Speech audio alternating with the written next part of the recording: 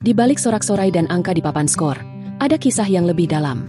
Timnas Indonesia U23 yang biasa disebut Garuda Muda baru saja mencatat kemenangan telak 5-0 atas Makau U23 di Stadion Gelora Delta, Sidoarjo.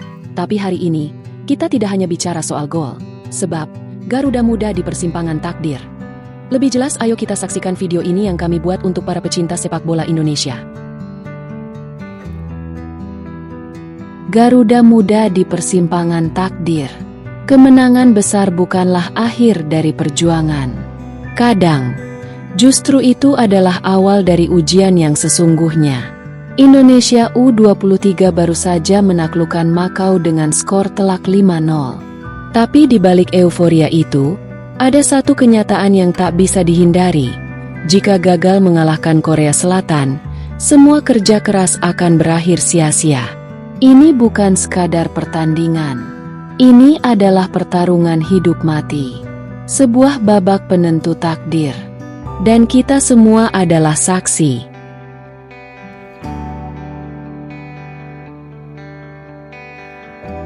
Garuda Muda di persimpangan takdir. Menang tapi belum aman. Garuda Muda tampil garang melawan Makau. 5 gol tanpa balas. Dominasi penuh. Tapi kemenangan itu belum cukup. Di grup ini, hanya juara grup yang lolos otomatis. Kemudian untuk menjadi runner-up terbaik pun telah pupus. Akibat bermain imbang lawan Laos. Dan Korea Selatan masih berdiri kokoh di puncak. Artinya, Indonesia harus menang di laga terakhir. Seri, gugur, kalah, tamat. Inilah metafora kehidupan. Kadang kita sudah berlari jauh, tapi garis finish masih tersembunyi di balik tikungan terakhir. Kekuatan Indonesia. Serangan cepat dari sayap kiri dan kanan. Dan ini sudah sering dilakukan. Mentalitas juang yang tinggi, terbukti dari comeback dramatis di turnamen sebelumnya.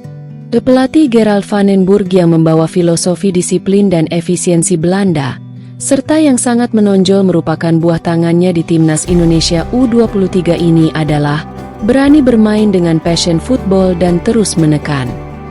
Di sini justru perbedaannya atau bisa dibilang kemajuan dari tim Indonesia U23.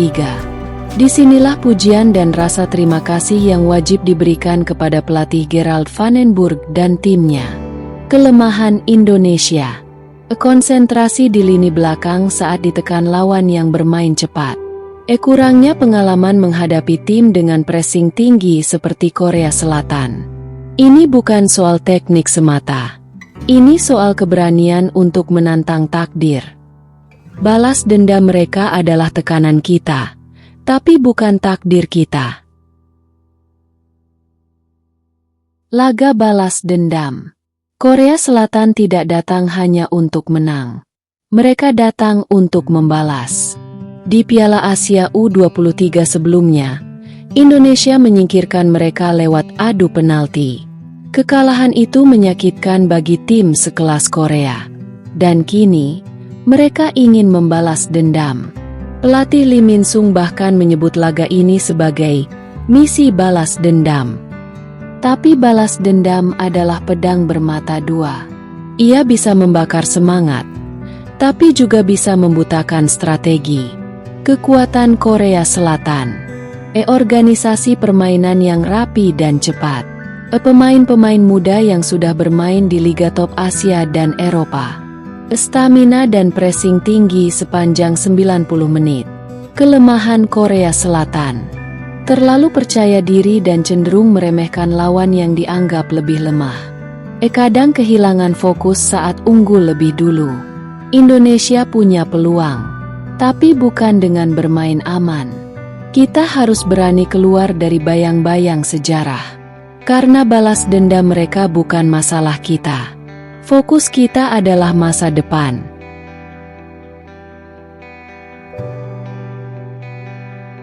Mental juara versus statistik buruk. Statistik tidak pernah berpihak pada Indonesia. Dari 8 pertemuan terakhir, Garuda Muda hanya menang sekali. Sisanya, pahit. Tapi sejarah bukan penentu masa depan. Gerald van den Burg tahu itu. Ia tidak datang untuk tunduk pada angka. Ia datang untuk membentuk karakter. Di sepak bola, seperti dalam hidup, mental juara bukan soal trofi, tapi soal bagaimana kita bangkit saat semua orang meragukan kita. Mentalitas Indonesia. Percaya diri setelah kemenangan besar. Dukungan publik yang luar biasa. Semangat kebangsaan yang menyatu dalam setiap langkah. Tapi kita harus waspada. Statistik bisa jadi jebakan psikologis. Jangan biarkan masa lalu membatasi masa depanmu.